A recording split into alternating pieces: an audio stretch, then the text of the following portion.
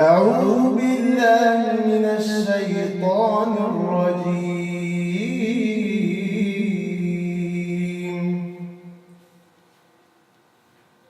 وإذ قال إبراهيم رب اجعل هذا البلد آمنا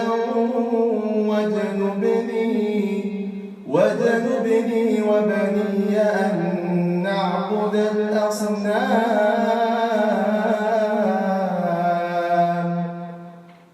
رب إنهن أضللن كثيرا من الناس فمن تبعني فإنه مني ومن عصاني فإنك غفور رحيم. ربنا أسكنت من ذريتي بواد غير ذي زرع عند بيتك المحرم ربنا ليقيموا الصلاة فاجعل أفئدة من الناس تهوي إليهم وارزقهم من الثمرات لعلهم يشكرون.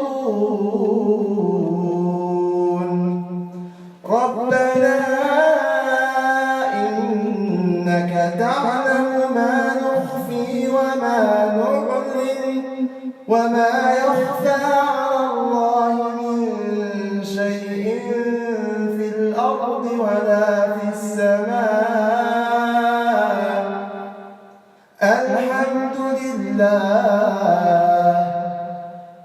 الحمد لله الذي وهب لي على الكبر إسماعيل وإسحاق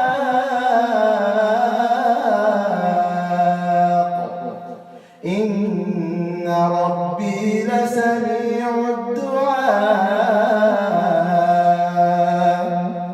رب اجعلني مقيم الصلاة ومن ذريتي ربنا وتقبل دعاء. ربنا اغفر لي ولوالدي